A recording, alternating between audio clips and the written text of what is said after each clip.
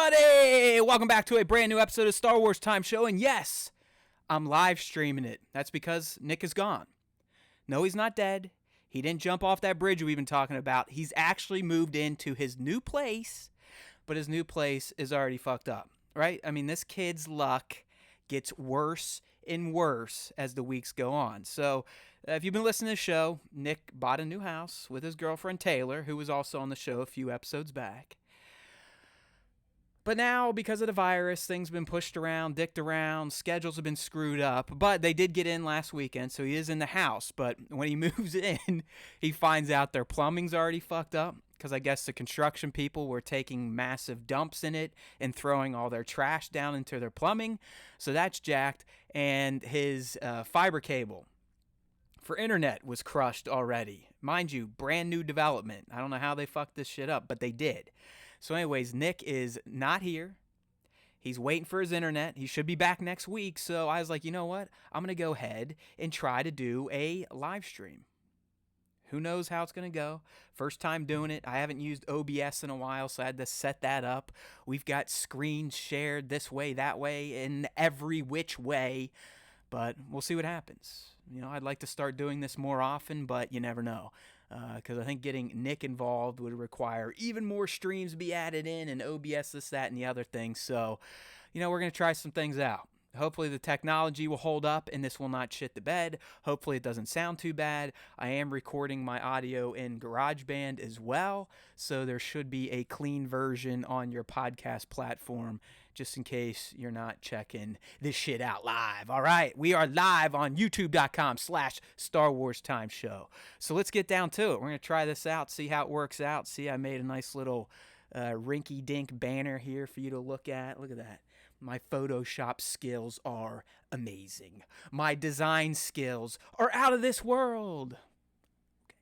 So, all right, well, you heard the topics, or you didn't hear the topics, because this is live, but maybe you'll hear the topics on the standard podcast version that you can get through iTunes, this, that, and the other thing. But things are slowing down in Star Wars land in terms of things we can talk about, but fear not. The Star Wars Time Show motto is there's always time for Star Wars time. Okay, thank you. So there are some things to discuss. Plus, we're going to do the top 5, you know, how we roll. Maybe some people will join in, leave some comments. I highly doubt it because our fans don't exist. It's a myth. There is no Star Wars Time Show fan base. I don't know where the 1,000 downloads a month even come from. I really don't. Because in terms of hardcore fans, they come and go with the Star Wars Time Show. So anyways, let's go ahead and check out what we're going to get into first here. Here's a lovely site, by the way. Hopefully you've gone here, right? StarWarsTime.net, where you can get everything you need to know about Star Wars. But anyways, let's go ahead and start out with our first topic of the cast, and that is some new glamour shots for our buddy hyper-real Luke. All right, so as you can see here, we got some better product shots of the 8-inch Black Series hyper-real Luke from Hasbro. Now, these guys retail, I think, for $79.99. The only other figure to launch in this line so far is the Darth Vader. They're actually, the Vader's fantastic. This Luke, I'm still on the fence here, and it's really because of his look, right? I mean, he looks better. He doesn't look as anime-ish or as cartoonish as the initial product shots teased a few months ago, but he's still, I don't know, there's something still off. Like, these pictures here, I mean, if he still looked like that, I'd be like, eesh. But this gives me hope, right? This one gives me hope. I wish I could click on it and it would get bigger, but whoever designed this website is an asshole. All right, so he's looking all right. You know, I'm sitting here shit-talking him, but trust me. I got him on pre-order. I'll be getting him as soon as he releases in June. That's if the world still exists. I'm telling you, people, I've said it before. I highly doubt a lot of these products we've pre-ordered, especially those that come from Hong Kong, China, this, that, and the other thing.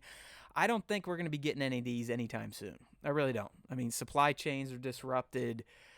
Who knows what the hell's going on with raw materials to make this type of stuff. So unless these things are already being stamped out, printed up, ready for shipping, I'm just not feeling the June release. But you can still pre-order this bad boy through Entertainment Earth, and if you do, we may get some cheese, you know what I'm saying? Some credits.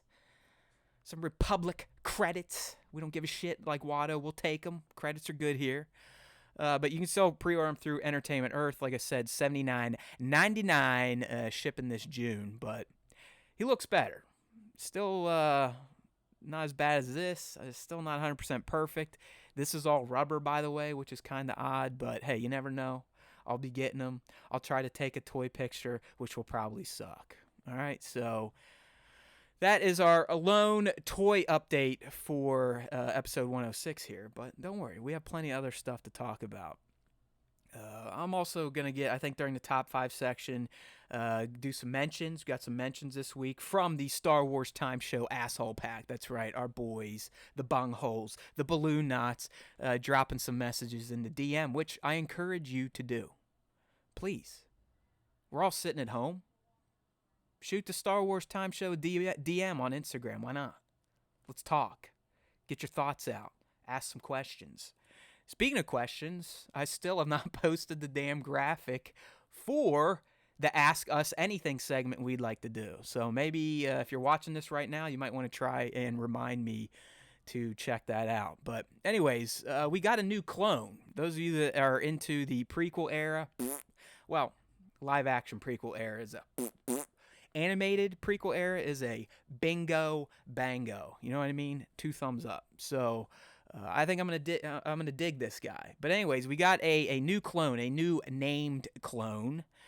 This clone is supposed to be in a comic book series that has been delayed because of the virus. It's going to be Clone Wars, and this clone in particular is going to be shown off. He's going to make his debut in Clone Wars Battle Tales number Deuce. All right, and this clone, if we take a look here, is Heater. All right, so the art's from Thomas Deere. The words for this comic are going to come from, I think his name's Mike Mordecki. And here is our boy Heater. So he looks pretty cool. I'm not going to lie. I like this clone. We'll try to get this to load up, get a bigger version here. There he is. Look at that guy. Look at that guy. That is Mr. Heater. What I like, I mean, he's got the Phase 1 helmet. I'm a big fan of the Phase 1 helmets. Rex, you know, my boy, Captain Rex. But I also like kind of the Franken-style stuff he's got going on. Those stitches there to kind of, I guess, keep his helmet together. It looks like it's been cracked. I don't know if we'll get that story, but I'd love to hear how Heater busted his face up. I mean, check that thing out. He's got like a full-on crack going down that helmet, and they had to repair it with some sort of steel strips or whatever. The other thing I like about Heater here is he's got a cape. Capes in Star Wars are titties, right? We all love capes. Clones with capes are even better. They get my nipples hard. Can you see it? Look, I'm not lying. It is a little hard, and I'm not just smuggling peas. So I dig this guy, Heater. I mean, it's a shame we can't be reading the comic right now. I think it's going to be an IDW comic run, this Clone Wars Battle Tales. So it's kind of a bummer, but I get it. The reason we can't even read these digitally, I believe, like I said a few episodes back, is the comic industry is trying to save these smaller mom-and-pop comic shops around the world that can't have customers come in. So rather than allow people to just go ahead and get stuff digitally, they're just holding everything back until, I don't know, I guess we can get back to normal, which is probably going to be never. So, here's Heater. We love you. Salute. Rock and roll. I guess if the comic ever comes out, I may try to give it a read. In particular because I want to learn about this Heater guy. So we got a new named clone, Heater. Nice to meet you. Say hello. Hello. But anyways, there's probably going to be more named clones coming from the series, so keep things tuned to Star Wars Time Show, StarWarsTime.net, right? StarWarsTime.net. Okay, so moving right along. Yeah, it's probably going to be quicker than usual because I don't have my wingman here to sit here and go on really weird tangents about Star Wars stuff or just life in general. So you never know. Maybe stuff will pop up as I'm talking and we'll go on one of those tangents, but for now, I'm just kind of Sticking to the script, right? Sticking to the script. I'm going to go ahead and... Hello, no one. I'm going to get a chat going on here. Hello, no one.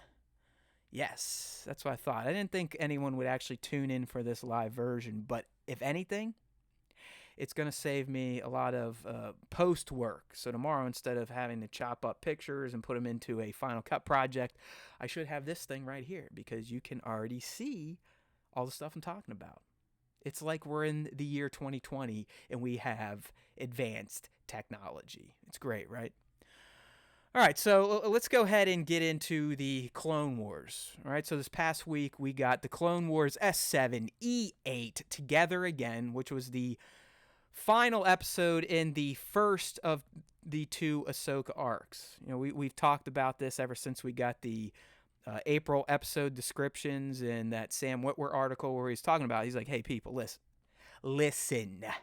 I am Starkiller, I am Darth Maul, and I'm telling you that the last 4 episodes of the Clone Wars Season 7 are some of the greatest Star Wars stories he's ever been a part of, and he said they're hands down the best Clone Wars narratives he's ever experienced. So we're about ready to get into that with episode 9, 10, 11, and 12, but I'm here to talk about 8, because I know some of you motherfuckers did not like 5, 6, 7, and 8. You thought it was a waste of time. You just wanted your pew-pews, your bang-bangs, your slash-slashes, your Anakins, your GKs, that type of stuff. And while I'll agree with some of you, you know, if you're going to go with a shortened season, you know, why do it the way they did it? But in the end, Nick and I have talked about this, and I'm sticking with it.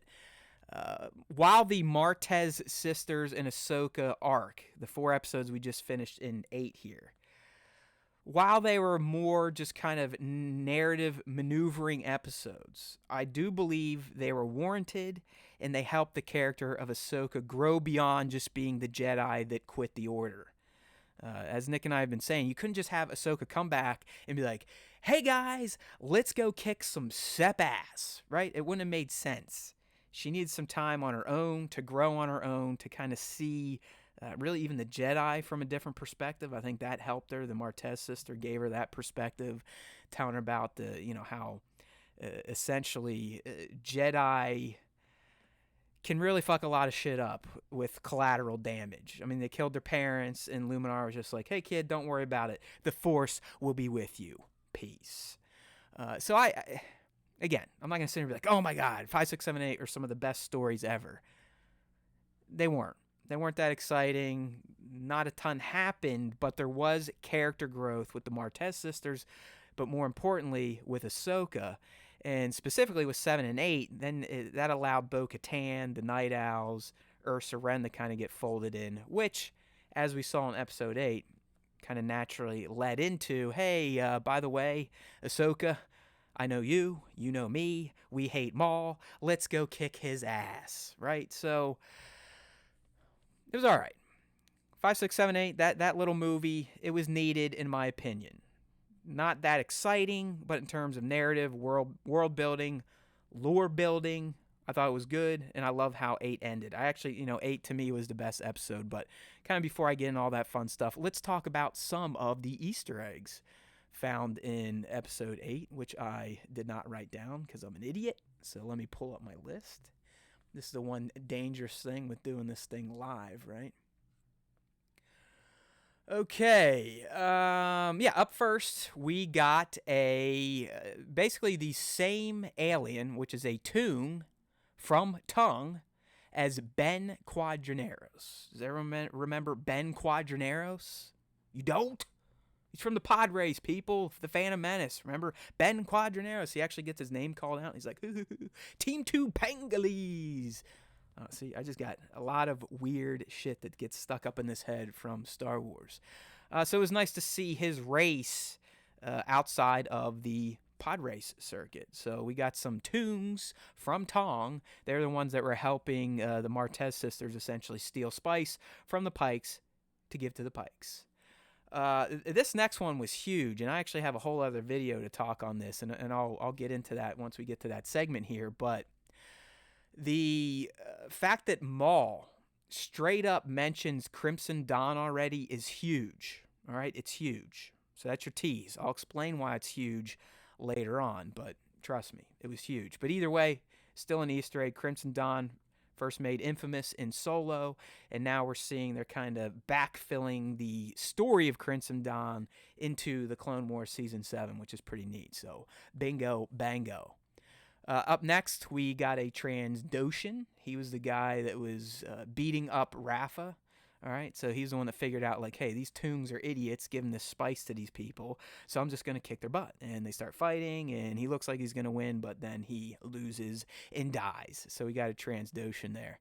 Another one here, musical themes. These are always going to get me. I love this one. This one took place during the kind of the dogfight that the girls get into as they're leaving Pike. So as kind of Ahsoka straps herself into the gunner seat, gets ready to target, you get the do-do-do-do-do-do-do-do-do. Was that pretty good, right? Do-do-do-do-do-do-do-do-do. Even better. So I like that one. Got me excited and kind of made me think about a musical memory tied to Star Wars, which is when Han, Luke, Leia, Chewie, and the droids break free from the Death Star in A New Hope. They get into their little dogfight with the TIE fighters, and you kind of get the same thing. Do-do-do-do-do-do-do-do-do. So, music, John Williams, always going to get me, always going to make me feel my Star Wars love. So, I appreciated that.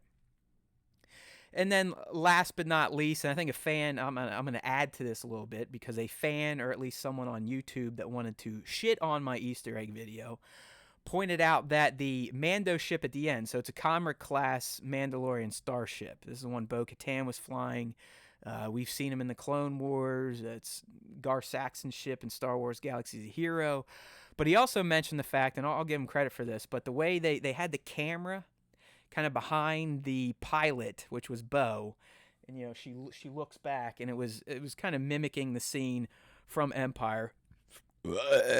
Sorry, just because we're live doesn't mean I'm actually going to clean up my behavior. But the scene from Empire where Boba's kind of tracking the Falcon in the trash, and we get that camera position behind his head, so I'll give him that. So, I mean, not a ton of eggs, but some really good ones. Now, in terms of the episode itself, right?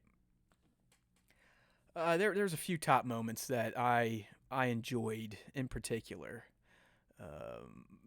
Starting off with just kind of Rafa in general, right? So Ahsoka kind of makes her sacrifice to get the sisters off planet, and they're going back kind of talking about their game, like, what should we do? All right, we got someone joined up. Liam's in here. What's up, buddy? He's asking about Nick's internet, so I'll let him go. So this is what you get when we're doing it live. Sometimes I'm going to interact with people and break my flow. I like it. Woohoo! Liam, you get a medal, buddy. Thanks for doing your homework and checking out the Star Wars Time Show live. But anyways, back to Clone Wars. So I was talking about Rafa and how I liked her change of heart. Because like I said earlier, these episodes were meant for character growth, specifically for Ahsoka, but we also got a bunch with the sisters. And, Rafa's been a hard ass, kind of because she has to. She's always been taking care of her sister Trace. But you see, she finally realized, and I like the way she came to grips with this, where she's essentially like, yo, I'm not going to let Ahsoka get one up on me by getting out herself, so we're going to go break her out. I just thought it was vintage Rafa, but it also showed that, like, she was starting to kind of soften up on Ahsoka. Ahsoka's act of essentially throwing herself under the bus to let the sisters go was huge for her. And it showed her, as she said, like, this is what we expected Jedi to be. So like I said, the sisters played a key role for Ahsoka in turning her, or just allowing her to grow, allowing us as fans to see her grow, versus the sad girl that kind of walked out with her tails behind her leg at the end of season 5 when she was like, hey, Jedi. You know what I mean? So I did like Rafa's change of heart. Got to mention Maul's first appearance. All right, we heard him. He was talked about last week. He was hinted at last week, but now we got to see him. Just in hollow form, not in flesh, but we got to see him, and he's just excellent. Animated Maul is everything. I love the way Sam voices him. The way they designed him, and just you could tell, like, I mean, Mag Krim, the Pike leader, I mean, just walking on eggshells. Yeah, even his lieutenant's like, "Hey, man, it's just fucking Maul," and the guy's like, "You want to tell him?" So you can feel through this exchange how menacing Darth Maul is, even over these other Shadow Collective groups. So I loved seeing him, and of course when he throws out the Crimson Dawn stuff, essentially going to the Pike like, if you don't get your shit together, Crimson Dawn's going to take over the Spice. So I'm still not to that segment. I will get into it, but if you're a dork like me and you treat Star Wars like it's real life, when I saw Solo, I immediately started searching for Crimson Dawn. Crimson Dawn didn't really exist until Solo. And everything about Crimson Dawn until this episode last week essentially had Crimson Dawn being created after the Clone Wars. That's the key. So there's tease number 2. I kind of mentioned this with my Easter egg, but I love the dogfight when the sisters and Ahsoka were getting away. I mean, it was a nice little action scene, but more importantly, it had that fantastic music motif of the do-do-do-do-do-do-do-do-do-do. Do it with me, people. Do-do-do-do-do-do-do-do-do-do. I feel like running through a wall right now. All right, and then last but not least, my final favorite moment from Episode 8 is just the end, where the girls all kind of come to the realization, like, hey, we all kind of helped each other here. Ahsoka, you allowed us to grow. The sisters showed Ahsoka how the Jedi are viewed outside of the Jedi Council. But in the end, it just showed everyone, including us and Ahsoka herself, that she can't stop being a Jedi. She can't do it. Everything she did over these 4 episodes was a Jedi approach. Well, she took a Jedi approach, right? She never wavered. I would argue that if we flipped roles and Anakin was the one that got kicked out, within a week, that motherfucker would have been killing babies, raping shit, stabbing animals, and essentially becoming a Sith Lord. Ahsoka, on the other hand, could not escape the values and the training she got at the temple. And I think that's what helped her to kind of realize, like, hey, you know what? Bo-Katan needs some help. Darth Maul, the sisters are essentially telling me this is what I'm built for. So let's do it. Let's rock and roll. And of course, she, walks out with Bo, and the sisters sit there and they're like, hey, see you later. Bye-bye, everybody. It was a nice shot at the end with the sisters watching them fly away. So, I don't know. I did enjoy Episode 8 more than 5, 6, and 7. I'm not like some of the trolls out there like, oh, this shit fucking sucked. I hate everybody. I hate the sisters. This is stupid characters. It's a waste. Yada, yada, yada. Whatever. Listen to Filoni. All right? Check out the Clone Wars downloads. Listen to what he has to say. All this stuff was done by design. They had to kind of rebuild Ahsoka. They had to reformulate her as a character outside the Jedi Order. And I think a lot of stuff she got into is what's going to help her ultimately become Fulcrum, the rebel version of Ahsoka that we got to meet. Because in the end, that's really what this season's about. It's making Ahsoka and probably Rex, getting them tied together, reestablishing how strong their bond is, to kind of line things up with how they ended up in Rebels. Hey, we got another one in here. H. Green 1313. All right. Once they can watch everything together. Yes, I agree with you, H. Green. Here, you are right. Sometimes us Star Wars fans, not me, because I'm a perfect Star Wars fan, but sometimes Star Wars fans, they don't have a lot of patience. I was kind of saying the same thing when it came to this new trilogy. Right? First movie comes out, I'm like, hey, this is pretty fucking great. TFA liked it, a little bit like A New Hope, but I like what they were doing. TLJ comes out. I'm like, you know what? I really kind of like this too, but things aren't really jiving from 7 to 8. But you know what? I'll just wait until the trilogy's over with 9, see how it all plays out. Well, then we get Rise of Skywalker, and that one doesn't really connect to 8. It connects more to 7, and it feels like it's trying to tell 2 movies in one. So by the time we get 7, 8, 9, I'm like, well, yes, I can watch them all now, but it still doesn't play out the way I envisioned back when I heard Disney was taking over the Star Wars license. But neither here nor there. It's still new Star Wars. We got it. In my opinion, not as bad as the prequels, but definitely not what I was expecting. I was let down by the sequel trilogy. How's that? So far, I have not been let down by the Clone Wars, and I do believe over these final 4 episodes that it is just going to knock our collective Star Wars socks off. All right, so I've been teasing this thing with Maul in Crimson Dawn, and hopefully if you're a good fan, you've already checked out these videos on YouTube, talking to you, Liam, and you, H. Green. But as I talked during the Easter eggs and even the top moment, I really was kind of taken aback by the reveal of Crimson Dawn existing, being already formed during the Clone Wars period. Because like I said earlier, everything about Crimson Dawn up until last week's episode of Clone Wars, if you went on the Wikipedias, other Star Wars fan wikis, this, that, and the other thing, Crimson Dawn did not exist during the Clone Wars timeline. Crimson Dawn was always written as Maul started it after the Clone Wars. So the fact that in this episode, Maul makes a threat to the Pike saying, hey, listen, if you guys can't get your shit together, Crimson Dawn, not the Shadow Collective, Crimson Dawn will take it over for you. So right there in the Clone Wars, S7E8, new Star Wars canon was established. Crimson Dawn, Darth Maul's crime syndicate that we see him leading in Solo, was formed during the Clone Wars. So, like I said, I'm a Star Wars nerd, geek. I like this type of shit. When I saw that in the episode, I was like, you know what? I got to make a video to share with other Star Wars nerds and geeks, just in case they're out there searching it and looking for random nonsense like me. So there's your contribution to Star Wars knowledge, education for all of you. If you checked it out, I appreciate it. All right, so Crimson Dawn exists in Clone Wars, ultimately because Darth Maul is a Mac Daddy. Guess what? We got more Clone Wars! Clone Wars! Clone Wars! That's like if Clone Wars was like a Saturday morning cartoon, that would kind of be its theme song.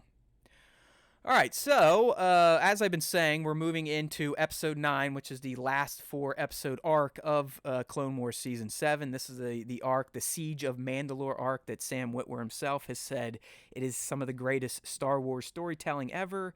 It is the greatest Clone Wars storytelling ever. So I'm excited, but we did get a trailer, a final TV spot for the Siege of Mandalore.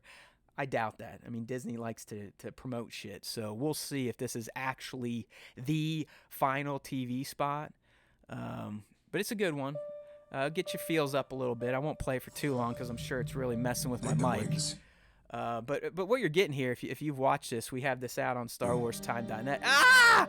Go away! Go away! Go away. All right, sorry about that. It's out on StarWarsTime.net, or I think we threw it up on IG at Star Wars Time Show. But the trailer just kind of sets up the Siege of Mandalore. And the way I kind of interpret it from this trailer, Ahsoka is going to be given command of, I think, was this the 332nd? Rex will be her captain. I believe Anakin and Obi-Wan will kind of start out with her on Mandalore, but eventually they're going to be called away. You know why they're going to be called away? If you don't know Star Wars.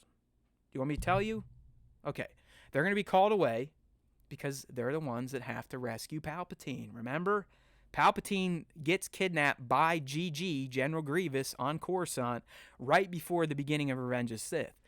If you're like me and you're a big fan of the Gennady Tartakovsky Clone Wars cartoons, they actually play this out. Back when these were still canon, George actually aired Clone Wars Season 2, I think right before Revenge of the Sith came out, and it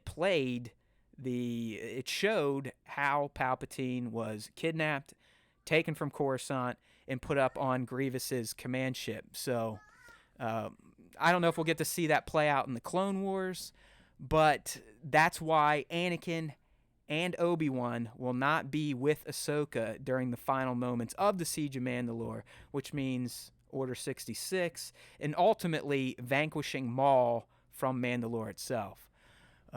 So I'm still going to riff on the idea that, and I think this might have been Nick. Sorry, I got to turn off my air conditioning here. I don't know if Nick brought this up or if I brought this up, but he's thinking because of Order 66, Maul and Ahsoka and possibly Rex will have to work together to escape Mandalore to get away from the clones trying to fucking kill Force users, in particular Ahsoka. So I could see it playing out that way. I could also see Maul just getting his ass kicked and leaving. I could also see the Bad Batch playing a role, in particular being the ones that swoop in at the last moment in their their space shuttle and saving Rex and Ahsoka, like literally flying down, scooping them up, and getting the fuck out of there, right? Because Echo's gonna want to save his buddy. I don't know. You'd have to think that Bad Batch, maybe they don't have the chips in. We know Rex doesn't have his chip. But in the end, I think Episode 9, we will get some Ahsoka and Anakin and the Jedi. Maybe even in 10. But I think by 11, for sure 12, she's going to be on her own. She's going to get that duel with Maul, and some shit's going to go down. So we'll see what happens. We're going to see Order 66. That's going to play out. I'm just interested in Nick's theory if her and Maul will somehow have to be like, you know what? Let's stop trying to kill each other and let's get the hell out of here, because these clones have gone fucking nuts. They're shooting us. But you're for damn sure it's going to be Ahsoka and Rex, more than likely the Bad Batch, picking them up at the last minute, like someone's getting ready to pew, and they come in like, and Wrecker jumps out like, oh, and gives someone a pile driver, stuff like that. So keep it tuned. Episode 9 dropping Friday, Disney Plus. I'll be here early in the morning on youtube.com/Star Wars Time Show, doing the Easter egg breakdown, the recap and review, and potentially any other helpful videos for my Star Wars buddies. You know what I'm saying? Do you know what I'm saying? All right, so moving on with our topics here. We got another one here. This one's very interesting, and we'll have to see how this plays out. We got a special visitor here. We got my little Jedi buddy, Charlie. You've probably heard about her on the show a few times, but due to lockdown, she is also locked down, so she kind of migrates up and down, and now she's on the podcast. So if you can see her in the background, say hello, Charlie. No, she's down on the floor. You can't see her. You want to say hello? Hello. I don't know if you could hear that, but there she is. So anyway, so we picked this up from Star Wars Leaks, where we get a lot of our information we want to talk about on the cast. But I thought this was pretty interesting. So this came from Reddit, Star Wars Leaks. Duh, I just said that right. But someone was kind of like data mining in the Star Wars Galaxy's Edge app, and they found some very interesting screenshots that, I don't know, they might point to something. They might make you think that a character could still be alive at this point in the galaxy, because I think Galaxy's Edge is set during the Age of Resistance. Or it could just be teasing possible events to come in a Rebel sequel. Who knows? But if you've been checking this out, so essentially this comes from the Disney Parks app. When you're in Galaxy's Edge, you can scan shit and do scavenger hunts, this, that, and the other thing. But someone found this communication, and if you look at this character named Krownest, right? Look at the helmet. Look at the helmet. Are you looking at the helmet? Okay. It looks very much like Sabine Wren's helmet. She's talking to Doc Ondar, who is the kind of the antiquities dealer at Batuu, Galaxy's Edge. She's asking him about a special type of Imperial Stormtrooper helmet. In particular, one that's not traditional white, yellow on orange. All right, we kind of know someone that had a helmet like that. His name rhymes with Smezra, right? And Doc replies like, yes, I do have something like that with a strange symbol on the side. It belonged to an old rebel from long ago. Hello? Ezra Bridger? Krownest? Sabine Wren? Hello? What's happening here? Is this for real? Because if it is, it's pretty awesome. If anything, it kind of leads credence to Disney as working towards some sort of Ezra story resolution. right? You can't leave characters like Thrawn and Ezra in limbo, because that's where they're at right now. At the end of Rebels Season 4, they kind of sucked themselves out into the unknown regions with those hyperspace whale things, and that was it. All we know is the Rebels win the war, and at the end of that, Ahsoka and Sabine have committed to going to look for Ezra. So this type of stuff would play right into that. Now, in terms of timeline, just because this is in Galaxy's Edge, does it mean it's set during the Age of Resistance, or is it just because it's in Batuu, and Batuu probably existed during the Age of Rebellion, or just shortly after, like the Mandalorian time period when Ahsoka and Sabine could be going to look for Ezra?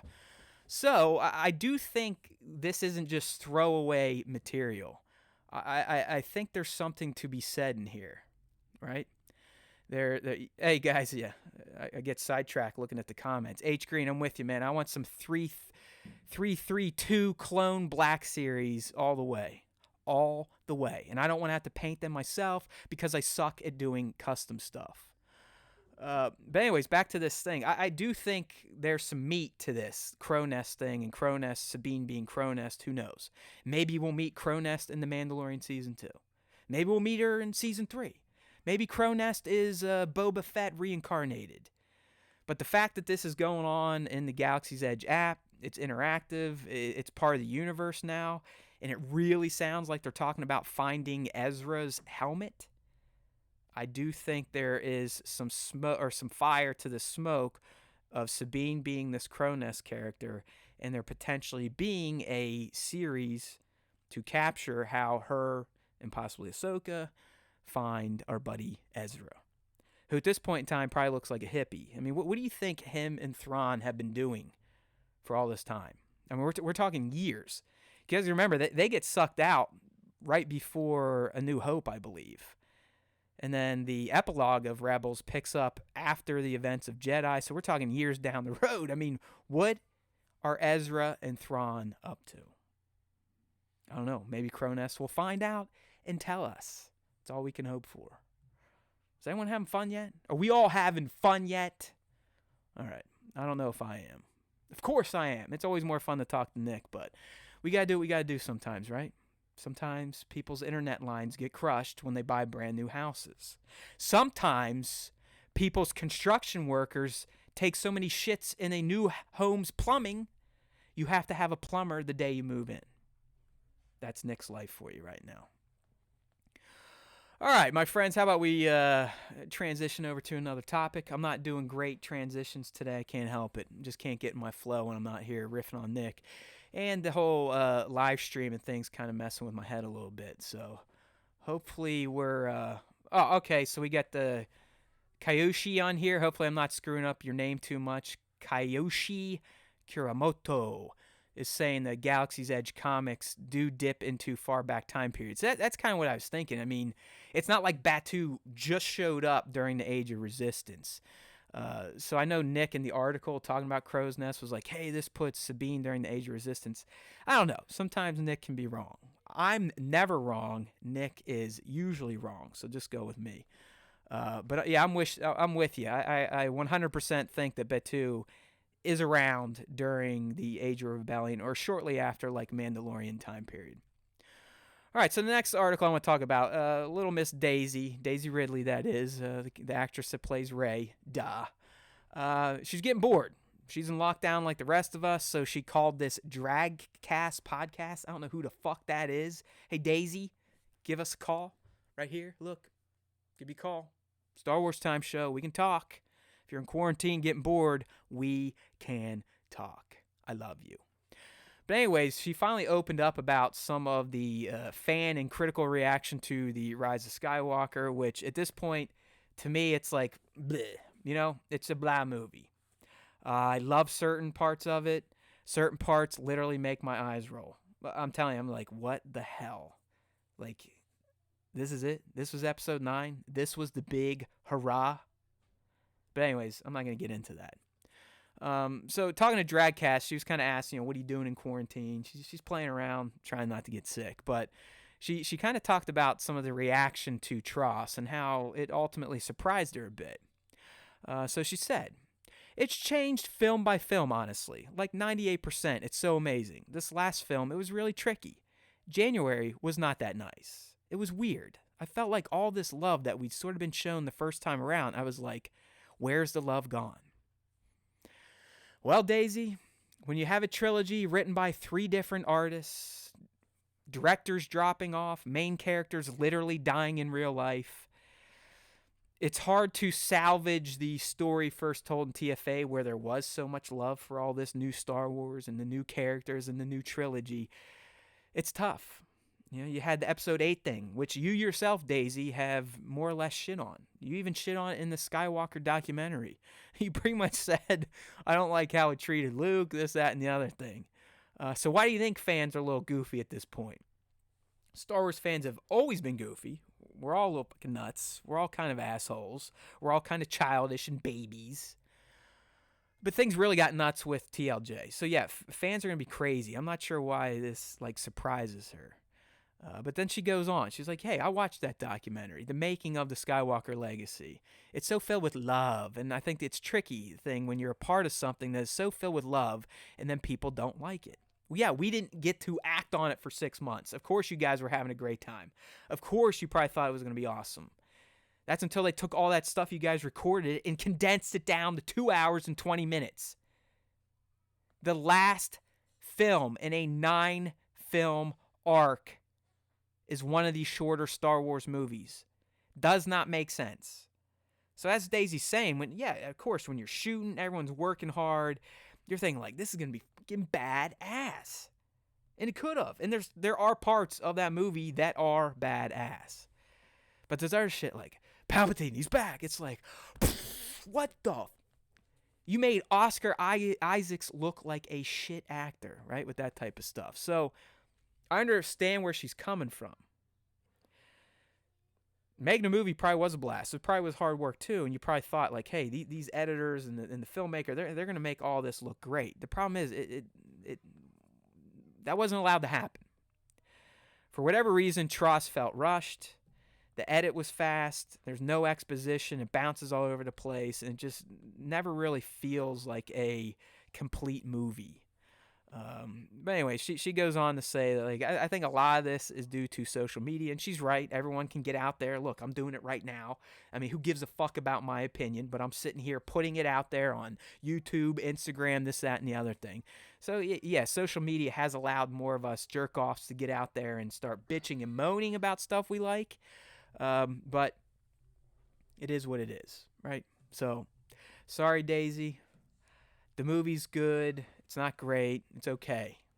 You're just going to have to get used to that. I'm sure you made plenty of money. You're set. It is sad. I'm sad. I'm sad I didn't love it 1,000%. I'm sad that when I watch it now with my little kid, I'm like, ugh, Palpatine stuff. Ray Palpatine. When Adam Driver says, Ray Palpatine, it's like, ugh. Like, did anyone read this shit? But anyways, that's Daisy's take on the good old Rise of Skywalker fan backlash. It is sad. I mean, it is just sad. There's sometimes I stay up at night thinking like,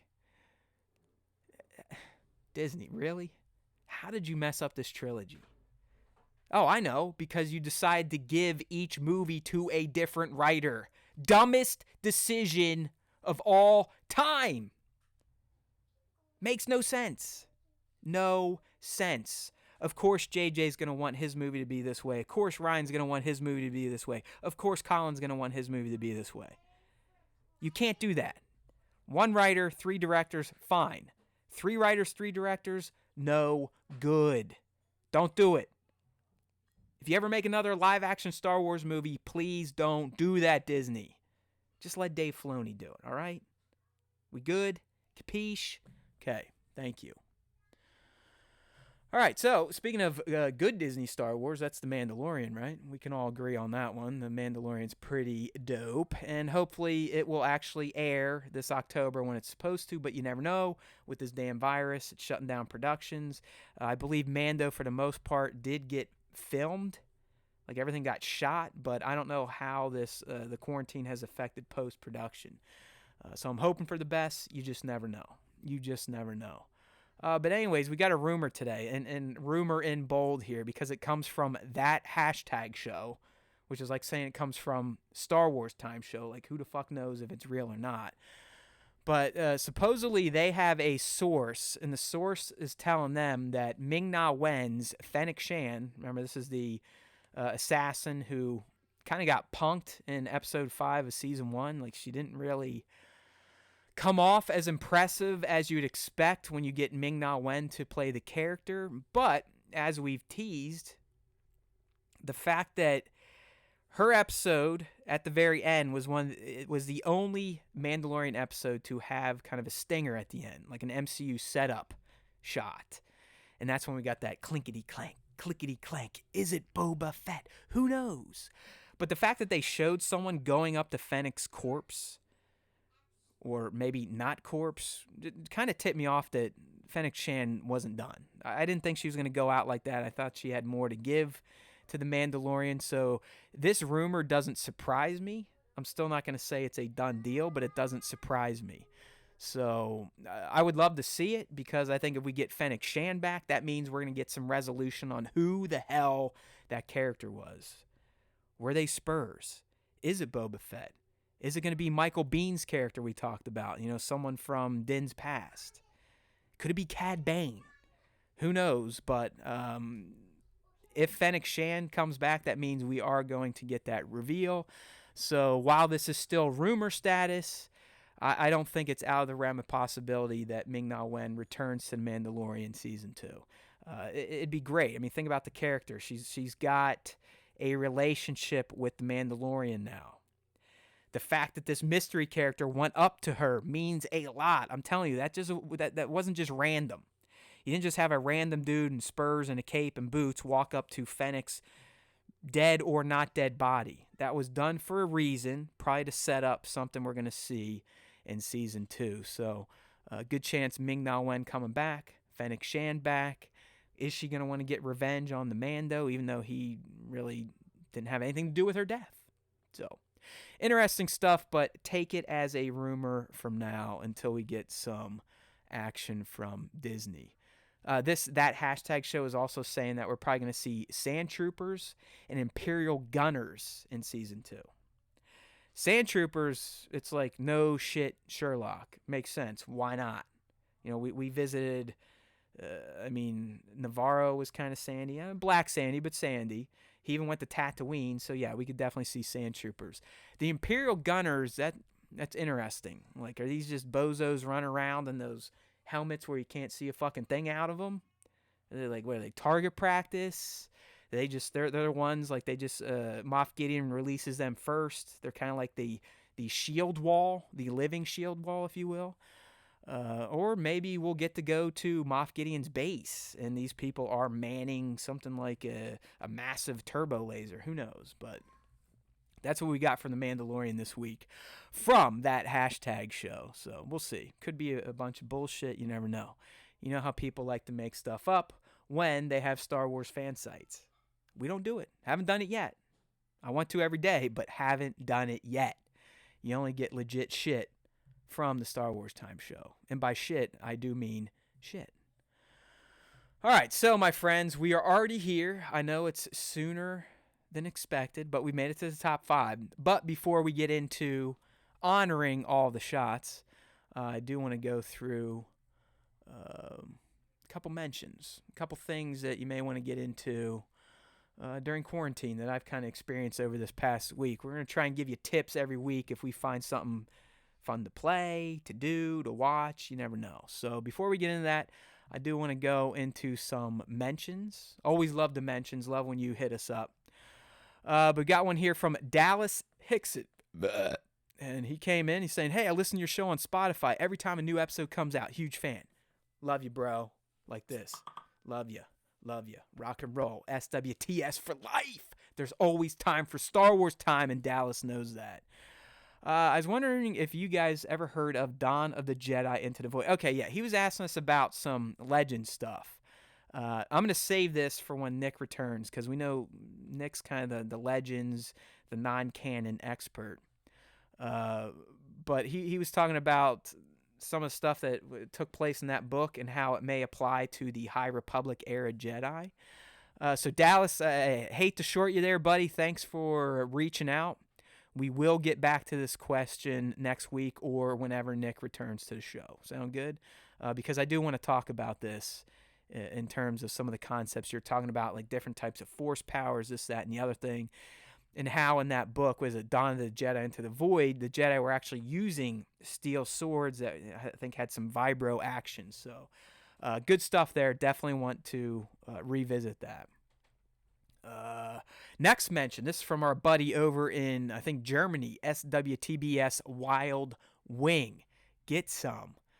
He just said, "Hey, Matt and Nick, thanks for featuring my latest shot. I hope you're well. Best wishes from your buddy Pat from Deutschland. Sehr gut, danke, Pat. You got it." And then he goes on to say, "BTW, my Insta name is SWTBS, is related to Star Wars The Black Series as well as to Star Wars Time Black Series. Rock and roll, rock and roll. Ho! SWTBS, we love you, buddy." And he did, yes, some of the Darkwing stuff in there. The Wild Wing in his name is related to the Wild Wing figure from Disneyland and Anaheim. All right, pretty cool stuff. And then last in terms of the mentions, our buddy, the preacher himself, Cryo Photography, he reached out to thank me, in particular, me, yes, the almighty one at the Star Wars Time Show. He wanted to thank me for my Happy recommendation. So last week I recommended checking out Happy on Netflix. He said, "I just binged the first season of Happy thanks to you. My wife is pissed at me because I just ended at 2 a.m. So yeah, it's good. Like if you're fucked up in the head and like really, really dark shit that's supposed to be, it's done in a funny way, but it's still really fucked up, you will not be disappointed in Happy. On Netflix, first 2 seasons, you can check it out. All right, so other things you can get into during quarantine. You can take a look back at Star Wars Celebration, because that's what I did today. And why? Well, it is the 1-year anniversary of Star Wars Celebration 2019, which, I was out there with Nick. It was fun. We had the intern out there. We got to go to most of the panels live, the Tross title, trailer reveal, the Mando panel. So I got a reminder popped up on my phone today. They'd be like, "Hey, this time last year, April 14th, you were in Chicago hanging out with other Star Wars fans having a hell of a time." And now I'm sad because there's a good chance Star Wars Celebration this year is probably going to be canceled. I know it's in August. I think they're kind of holding off, but I wouldn't bank on it happening, man. This virus has fucked shit up.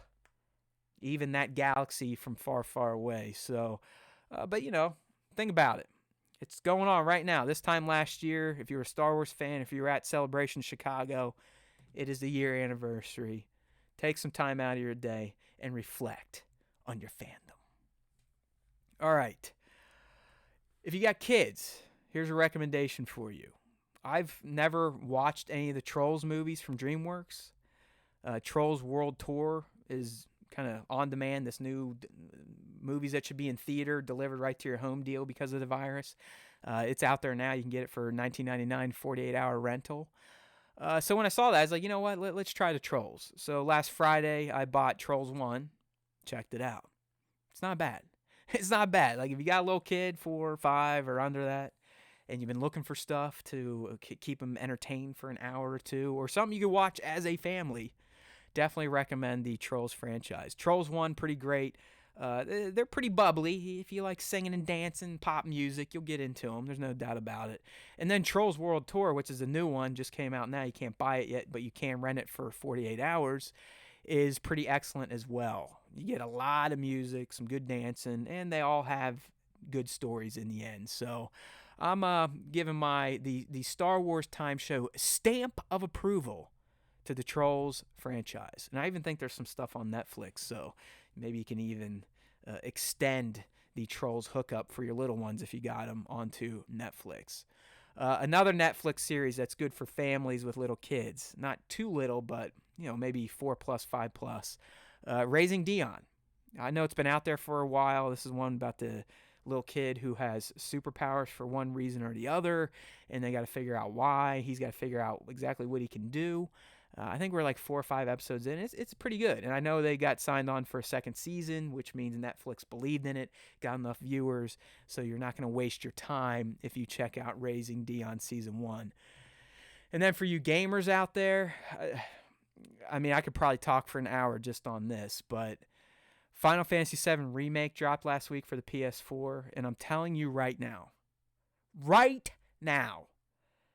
if you are a fan of Final Fantasy VII, either the original or even some of the like Advent Children movies that came out many years after it, you need to get this.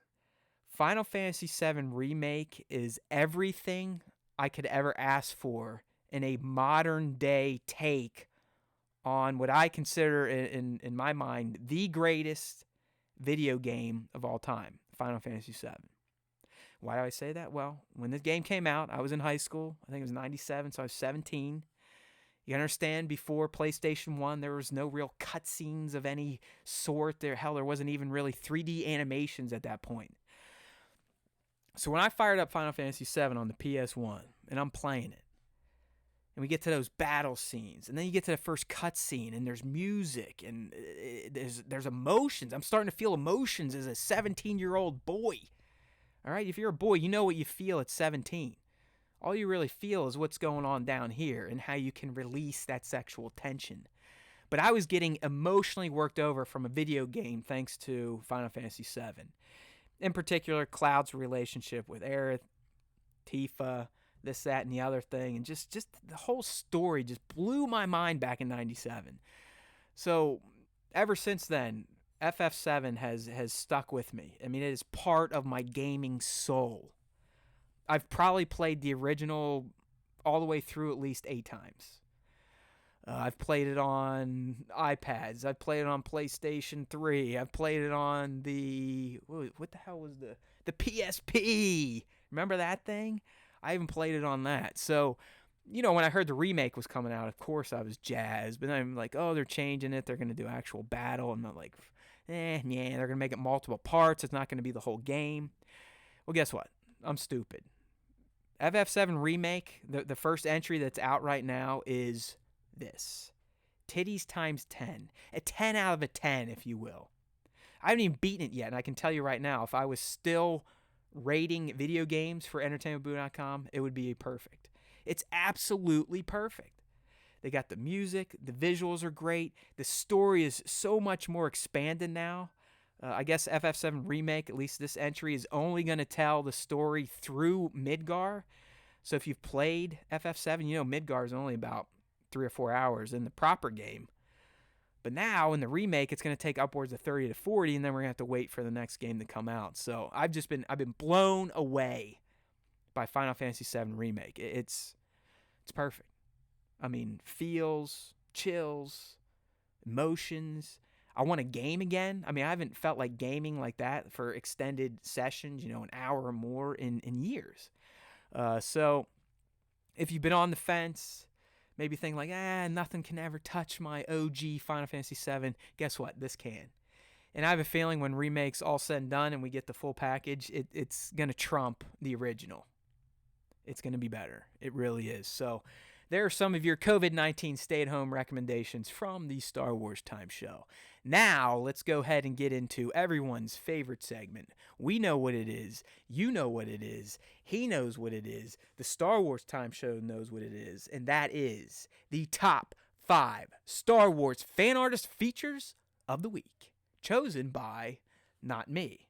They're chosen by @thatnickc on Instagram. So if you're new to this, you know how to get into it.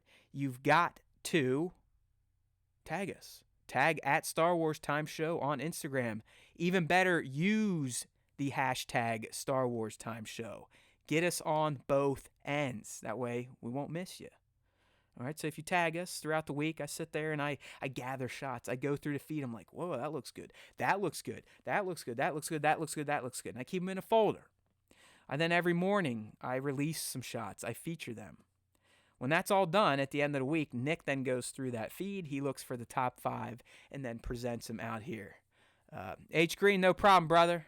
Keep it up. Keep tagging Star Wars Time Show. Liam, we're here. It is time for the top 5. So let's go ahead and get right into it. If you're on Instagram, you probably just saw the artists that were chosen. Now we're going to see the shots. So up first, we have a brand new contestant. Someone that I found, this comes from Hodges Art on Instagram. So at Hodges Art. Well, I guess you can see it now because we're actually doing a live stream and you can see my desktop. It's like you're recording with us. This is essentially what Nick and I do every Tuesday, except we're not doing it live and I don't feel like I have to stare at a camera like this. Usually I'm doing stuff like this, like picking my nose, playing with my pud, tweaking my nipples, eating something, drinking something, who knows. But hey, we're trying it out. So anyways, back to the top 5. And I can tell our followers aren't a huge fan of Star Wars art, but I am. I love Star Wars art. That's why we do this stuff. I mean, obviously, the toy photography, that's something I fuck with.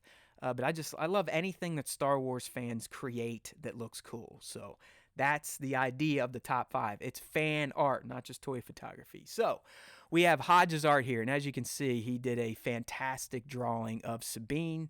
I love the coloring. I love the style he went with. It's not anime, I would say, but it kind of has that feel. Like I said, the colors are great. Her pose is great.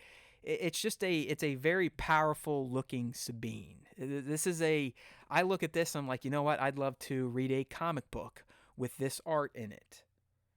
All right, so Hodges Art, great job here. I mean, just great details. I can't talk too much about real art. As I've explained on the show before, I am art retarded. I struggle with even drawing straight lines or circles. So whenever I see stuff like this, to me, it's like I am looking at a superpower. This is a product of someone with superpowers. Yeah, I do the toy photography. I don't think it looks that great. I'm not that good. I'm kind of an average toy photography. Yeah, sometimes I get lucky and bang out a really good-looking artistic shots. Most of the time, they're like B, C level. But I really do think anyone with a camera, with practice and whatnot, can start creating art with their camera. This shit, on the other hand, what Hodges is doing here, this is like years of practice, training, and I think you almost have to have the DNA to do it. So I appreciate it. It's got some other great art out there if you go check out the full gallery, which I guess we can do now because, right, you guys can see everything I do. So, yeah, good stuff out here. I just really like the style. Here's another one I was considering throwing up there of it looks like a Rebels era Ahsoka. So good shit here from Hodges Art, Tom Hodges. It looks like he's on a podcast too, and I bet a lot more people listen to his podcast. So check him out on Instagram at Hodges Art. Good looking stuff there. Okay, moving on. Hey, look at this. We're sticking with the art theme here. It looks like Nick kind of had a theme this week. This is another brand new artist, the first time feature here. This comes from at Chrissy Face. So at CRYSSYFACE. And as you can see, we get a great portrait here of one Asajj Ventress. And this is another one where I think I found this one in Explore. So yes, I do prefer if you're tagging and hashtagging Star Wars Time Show. But I like to go out and hunt for new stuff too, right? I want to introduce other toy photographers to each other, other Star Wars artists to each other, with the end goal, everyone being introduced to me and Nick and the Star Wars Time Show, so you all love us and pad our numbers. And then we have this big family of Star Wars Time Show fans, thousands of thousands, and then we can do awesome stuff, and then people will love us. All right? Yes. I have a hole in my soul. I need to feel like people appreciate this shit. They like what we do. You know, numbers were going up. Early 2020, show numbers were fantastic. They've declined a little bit. Instagram, same thing. I was doing good on @HeywoodPop. Numbers were going up. It was like, oh my God, IG finally loves me again. I'm out of jail. Woohoo! And now I'm right back down the shitter. So yes, I have confidence issues. I don't think people like me. I don't think people like the Star Wars Time Show. I don't think people like HeywoodPop. But who gives a shit? This isn't a pity party for me. I knew I would do this. I always do this shit. See what social media does to your psyche? It fucks you up. All right, anyways, back to real art here. So, Chrissy Face. This is another one where as soon as I saw it, it was like bing, bang, boom, screen capture, going into the share folder. I love the colors here. I mean, those sabers pop. I like her pose. It's more of a live action take on the character versus how she looked in the Clone Wars. So it's more true to life. You could actually see someone playing this character. Obviously, the badass kind of cross-arm pose is pretty nice as well. I just love it. I am a fan of Ventress. She's someone that actually has a pretty good arc in the Clone Wars.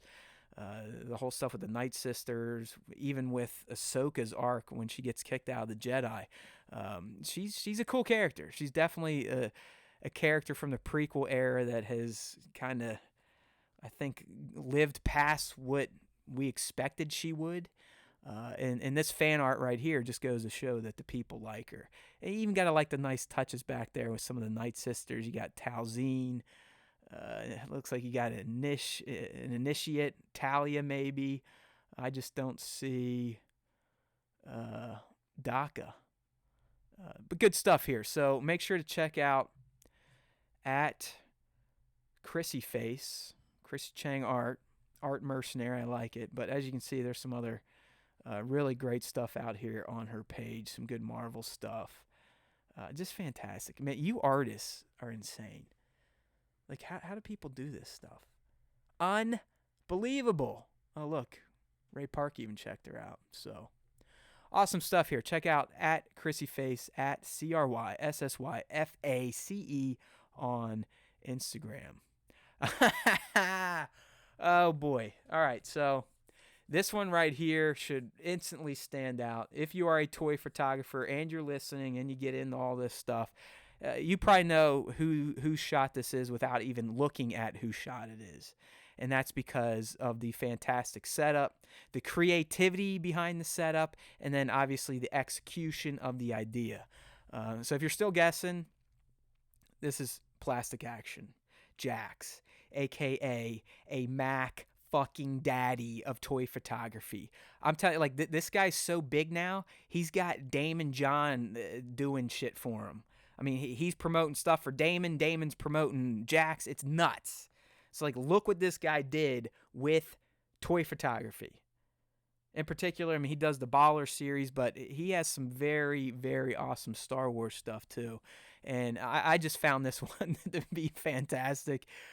He's kind of doing a take on influencers, social media influencers. That's kind of what Plastic Action is now himself with Damon. But I just love this concept of Slave Leia out there doing her thing, posing on the hood of Luke's land speeder. And then you got, Han, her boyfriend, taking pictures of her. And then you got Luke back there doing something creepy as fuck. Like, his face even looks creepy. It's like, hey, Luke, it's your sister, bro. Like, what are you doing, man? He's getting, like, the back shot. Does Leia need a multi-camera shoot? I don't know, but I absolutely love this shot. I mean, it even looks like he wiped out all of Leia's joints, because if this is the actual Slave Leia body, there's definitely pretty gnarly figure joints. So it looks like he kind of smoothed those over to really sell her pose here. It also looks like he dropped the looks like Bespin Escape Leia head on to give it a much better sculpt. I think this is a Figure Arts Han. That looks like Figure Arts droids as well. And then these are Black Series. But I love the shit that Jax cooks up. I mean, it's like mind-boggling. It's absolutely mind-boggling. Again, I do this stuff. If you know me, I'm at Haywood Pop on Instagram. And never would I go into a session thinking like, hey, I'm gonna kind of do a take on social media influencers using Princess Leia in her slave bikini, kind of making her pose on the hood of a car, all kind of sexy like, and I'll have Han with his smartphone taking a picture. Like, where do you even get little fucking phones like that? It's unbelievable. But that's why guys like Plastic Action have 68,000 followers and are featured on Marvel Live, ESPN, Nerdist, Complex, Gizmodo, Yahoo, Entertainment Weekly, and Jax, of course, you could put the Star Wars Time Show too. Be proud. We love you.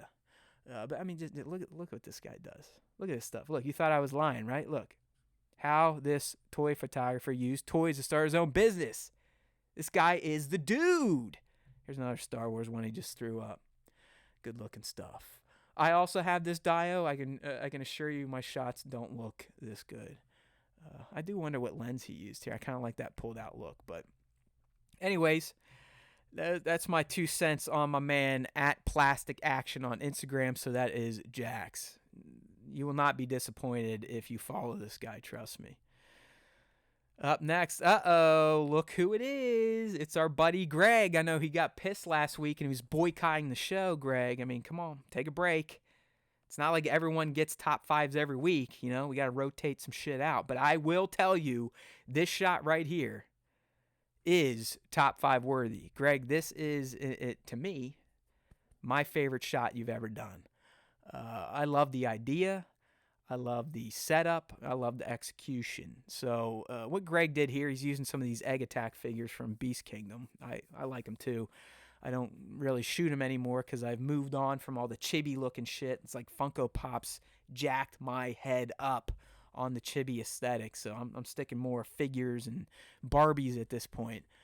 But this is for the at Sir Dork Jump Trooper Challenge that's going out there right now. I do have some entries, Jared. I just need to post-process them. But you know how I am with post-processing. I'll probably have them done for when you do the Jump Trooper Challenge next year. But anyways, I really like what Greg did here for the challenge. And it was to show a trooper jumping. So Greg took the old... It just reminds me of like the 90s, early 2000s, where all these beach communities, tourist communities started jumping on the bungee jumping bandwagon just by using a crane to lift a platform up there so schmoes could jump off. So I love how Greg kind of built the platform, got the little bungee, and he's got Goldenrod up there to take a pic. I also really think the pose is well done because you get the trooper kind of in mid bungee jump. He's looking at the camera. You got a good expression up there on 3PO. So it's a fun shot. I think it's Greg's best shot I've seen. This is my opinion. Haywood Pop, but I think at that Nick C would agree with me as well. It's just fun. I mean, it's composed well, cool idea, executed well. They don't they look like they're having fun? Don't these little fucking guys just look cute, right? I want to hold that little guy right now, the trooper, wearing his hat. And his hat's on backwards, I think, because Greg was protesting SWT, but the hat is a Star Wars Time Show hat for Egg Attack, because that's what Greg does. But I want to hold him like a little baby. Like, oh, I feed him a little Stormtrooper bottle. Look how cute he is. Come on. You know he's cute, right? You love it. All right. So this is at Star Wars Black Series 2019. You know him. He's like the show's official mascot, supporter, and at times tire fire burner. Like he literally wants to burn the show down at times when he doesn't get his way. But that's why we love him. I think he was putting stuff out last week in the stories where Super Scoundrel, a fantastic artist, is like, hey man, someone take away that guy's booze. And yeah, I don't deny it. But Greg, we love you. There's your mention. And he even made the top 5, buddy. How do you like that? How do you like that for service? So moving on to our... Oh, no. Nick did do a shot for me. Okay, never mind. I was going to do an honorable mention, but Nick did pick a shot of mine, so I guess I'll go ahead and roll with that. But before we get there, we're going to do the last of Nick's top 5, and this is from one of the first top 5 featured artists we ever did on the Star Wars Time Show, and that is Mr. @Lego _Star_Wars_Tong. Say that a few times. So Lego Star Wars Tong out there. And as you can see, it is a brilliant piece of outdoor photography that just so happens to include a kick-ass shot of the Lego Slave One and our buddy Boba Fett. So I think his name's Richard, but this guy lives somewhere where he can go out and get these just absolutely breathtaking sunsets. breathtaking. I mean, let's go ahead and just pull up his profile here so you can see some other ones, right? So, like I said, I mean, he's got access to this place. It's got to be somewhere where he lives, but look at the skies and the sunsets you get. My God. Look at that. Just pure art beauty. So, like other artists, you know, a Sith load of Lego, nose reins, plastic actions, Black Series, yes, Zay. I'm thinking about featuring again, even though you don't hashtag us. But Lego Star Wars Tongue is just somebody put something out. I'm gonna like it. It's gonna look great. Okay. So I love the shot. I love how serene it looks. I love the reflections. I love saying I love. But it really, I mean, a lot of times, Lego Star Wars Tongue, I mean, he's got great positioning of the figures, but it's the backgrounds, the nature, the sunsets that he captures, which really amps up and pops his shots. So absolutely love what he does with Legos here. Yeah, can mute this shit. These assholes keep texting me. You know? It's like they don't know I'm live. Fuck it, I'll do it live. That type of shit. So this is Lego Star Wars Tongue. Like I said, another account that you will not be disappointed if you give it a follow, especially if you love Lego and Star Wars. Pretty much every shot is something you're going to look at and go, you can do that with Legos? You can make Legos look that good? Yes, you can. If you're like Lego Star Wars Tongue. Get some. Beautiful. I wish I lived here. I wish this was my backyard. Who else would pay for this as their backyard? My backyard, I got some shitty pine needles and fences as a background. I try to make do, but this is just absolutely stunning. So give it a follow at Lego _star _wars _tong. Do it with me. Lego _star _wars _tong.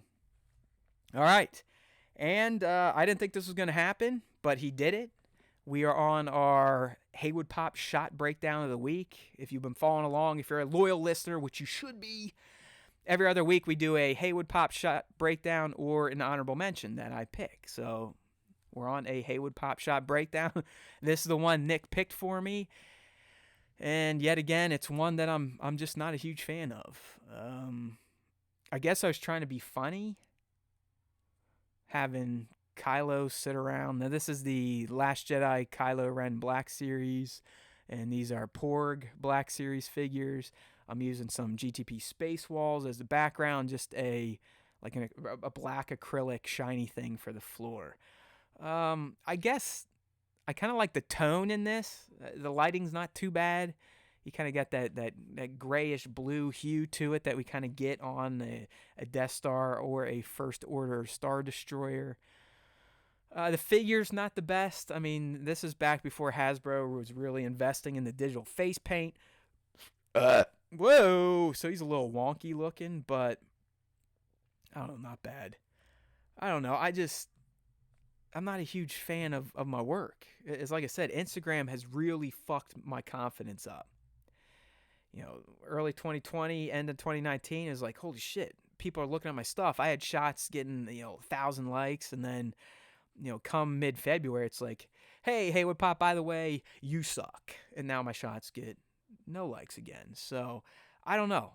There are times I look at my old work and I'm like, yeah, I shouldn't do this anymore. I really shouldn't do this. There comes a point in time where you have to just say, am I actually good at this? Am I improving?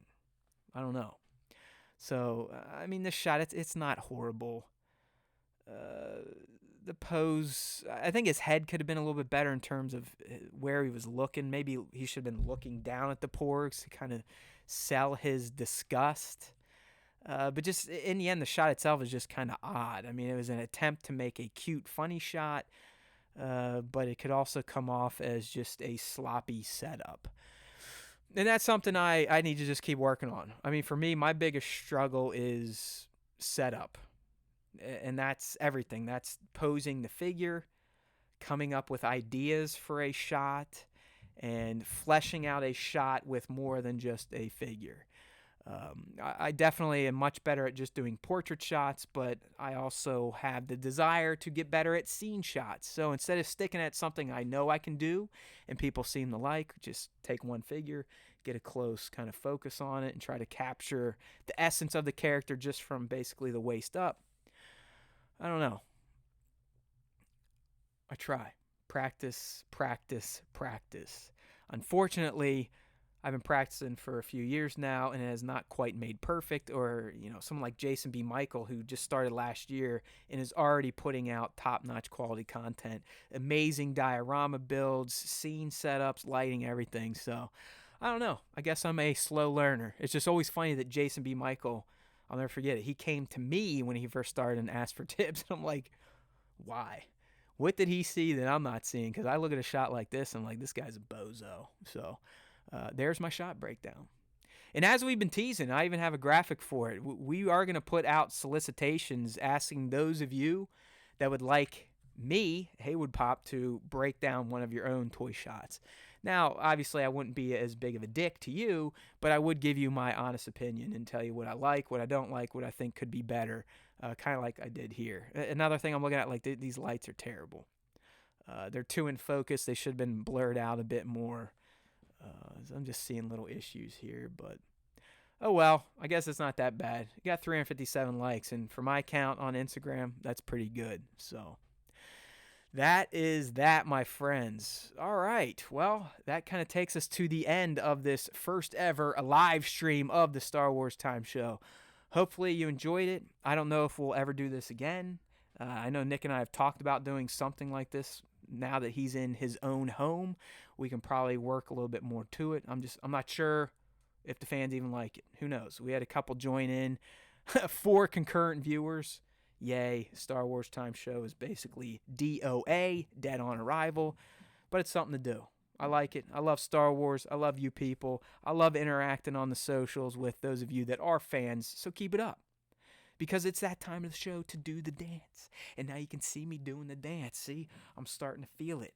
There's always time for Star Wars time. There's always time for Star Wars time. Right? There's always time for Star Wars time. There's always time for Star Wars time. And you know how you know that? Well, you got to go to StarWarsTime.net. And if you already know that, you got to tell someone else you don't know it. Right? We're trying to spread the Star Wars Time Show like the virus. But it's good to do that because it's a Star Wars Time Show and not something that's going to kill you. It's going to give people enjoyment. Or at least that's what we tell ourselves. So if you already know about StarWarsTime.net, if you already know about the Star Wars Time Show dance, and if you already know that there's always time for Star Wars time, pass it on to someone who doesn't. It'll be like a gift. It's like a COVID-19 quarantine gift. Be like, hey, you like Star Wars? I like Star Wars. Here's the Star Wars Time Show. Check it out, StarWarsTime.net. You can subscribe to any platform of your choice, be it Spotify, iTunes, TuneIn, iHeartRadio, Pandora, YouTube. Shit, look, we're live on YouTube right now. All you have to do is go to StarWarsTime.net. Tell a friend, and then have that friend tell a friend. And if you are a fan, and you haven't done so yet, please, on YouTube, Spotify, iTunes, whatever, leave a rating or review. If you're on YouTube, thumbs up, comment, share it. Over and over and over and over. That's the only way to grow stuff like us. We don't grow like mold. We need help. We need to see the light of day. We need people to get the word out. All right? So pump us up. Let's go. Let's do this. Get in on the ground floor of the Star Wars Time Show fan bandwagon. Become a member of the Asshole Pack. I'm still not a huge fan of that name. We'll work on it. Hey, thanks, Liam. Appreciate the feedback, buddy. I know I can count on you for being a loyal Star Wars Time Show fan. You are not an asshole. You're a good asshole, not the bad type of asshole. All right, my friends, I think you've had enough of me looking at my stupid face, listening to my stupid voice. So I'll leave you with this. StarWarsTime.net. Get subbed up. Share it. Pass it on. Please. Leave some feedback. If you're checking out the live stream now, leave some feedback. If you're checking it out later, leave some feedback. Make sure to check out at Star Wars Time Show on Instagram. I'm hoping to get those graphics out for the Ask Us Anything and the Star Wars fan art submission to be shit on or to be critiqued by yours truly. So, all right, people. I feel like I'm rambling at this point. For some reason, having a camera on is fucking me up. I don't know why. I think I flowed all right. It's not like I'm doing a bunch of ha's and looking like a goof, like, I don't know what to say. But I still feel like I'm under a microscope and someone is watching me from behind. So if my flow is off a little bit today, I apologize. I'm definitely rambling. It's time to get off. It's time to end this stream. But don't forget, there's always time for Star Wars time.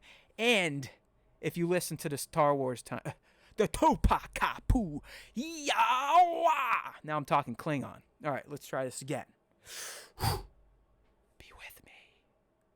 And remember, if you listen to the Star Wars Time Show, the Force will be with you always.